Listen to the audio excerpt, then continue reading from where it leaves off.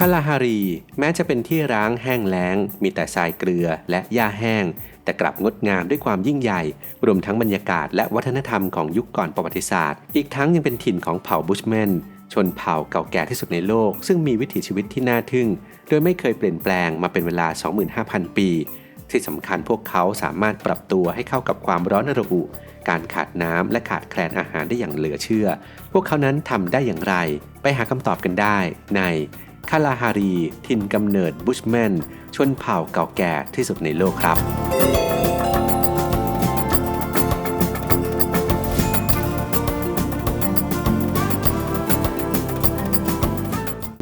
ทะเลทรายคาลาฮารีพื้นทรายที่ยาวที่สุดในโลก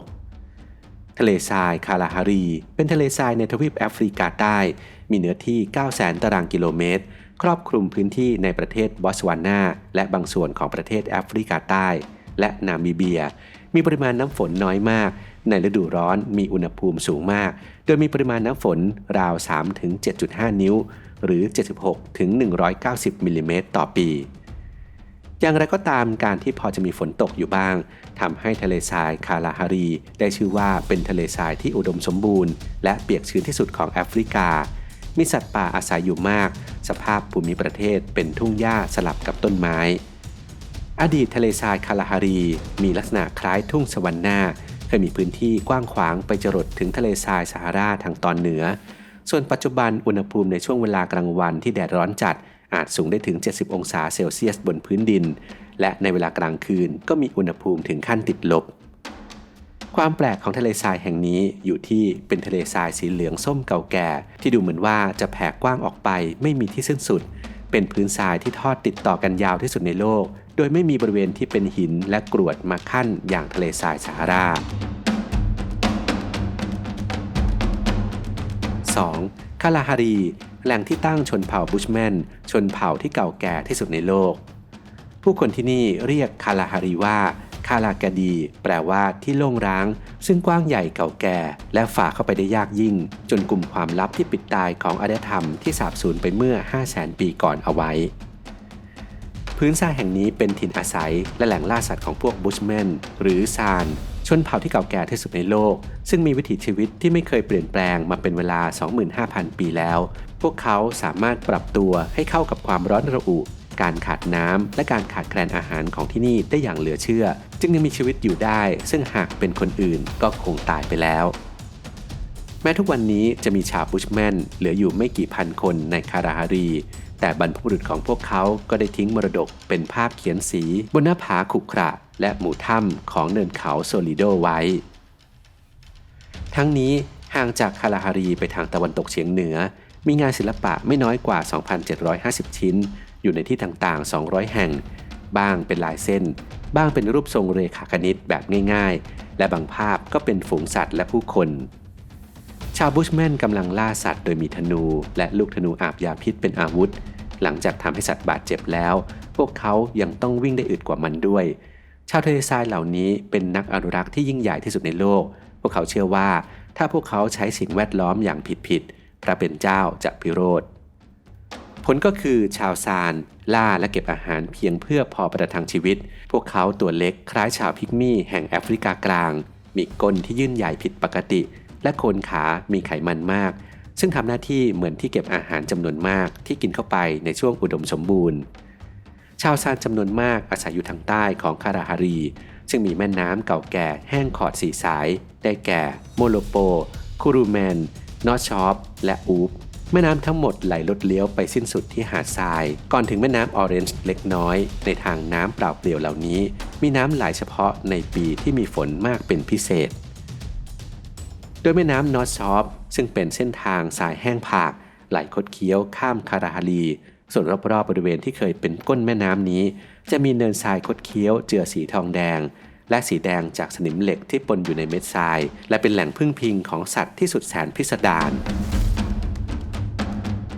3. เทคนิคการอยู่รอดของชาวซานระหว่างฤดูแล้งในเดือนสิงหาคมและกันยายนคาลาฮารีเกือบไม่มีน้ำบนผิวดินเลยทำให้สิ่งมีชีวิตต้องดิ้นรนเพื่อความอยู่รอดซึ่งรวมถึงชาวซานแห่งคาลาฮารีตอนกลางและตอนใต้ด้วย โดยพวกเขาอยู่รอดได้โดยการขุดลงไปใต้ผิวพื้นก้นแม่น้ำและแอ่งที่แห้งเหือดเพื่อหาน้ำและเก็บไว้ในเปลือกไข่นกกระจอกเทศเมื่อแหล่งน้ำใต้ดินเหล่านี้งวดลงชาวซานจะรีดเอาน้ำจากท้องของแอนทิโลปซึ่งพวกเขาฆ่าแล้วแหล่งน้ำอีกแหล่งของชาวซานคือแตงซัมมาพวกเขากินแตงนี้ถึงวันละ3 กิโลกรัมและหลังจากฝนตกหนักซึ่งไม่เกิดขึ้นบ่อยนักชาวซานจะใช้ก้านอ้อดูดน้ำขึ้นมาจากโพรงในต้นไม้และก้อนหินมาดื่มและใช้นักล่าสัตว์และนักหาอาหารเร่ร่อนซึ่งเป็นที่รู้จักกันในชื่อซานหรือบุชแมนนี้ครั้งหนึ่งพวกเขาเคยกระจายอยู่ทั่วพื้นที่ส่วนใหญ่ของแอฟริกาตอนใต้แต่อิทธิพลภายนอกได้รุกล้ำเข้าสู่คาราฮารี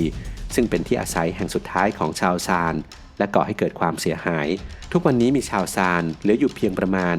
55,000 คนในจำนวนนี้เกือบ 2,000 คนยังชีพอยู่ด้วยการล่าสัตว์และหาของป่า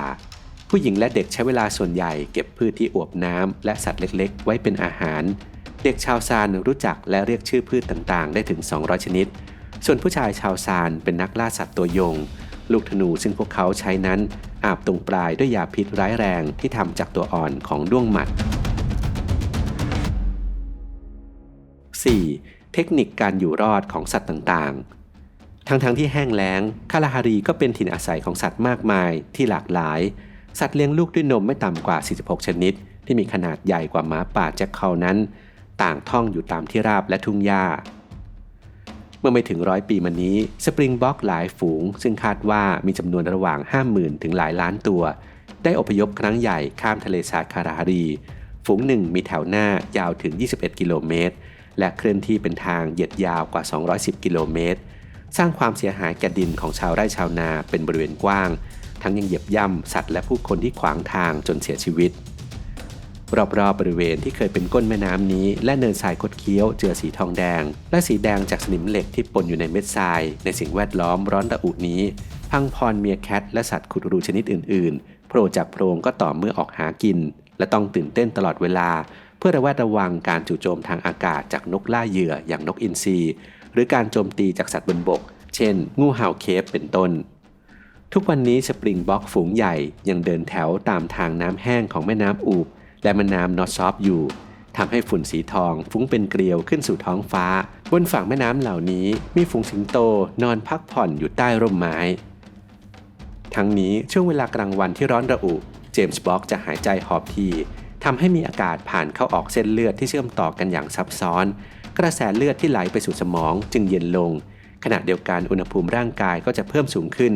ทำให้ไม่จำเป็นต้องขับเหงื่อเพื่อระบายความร้อนร่างกายจึงเก็บรักษาน้ำเอาไว้ได้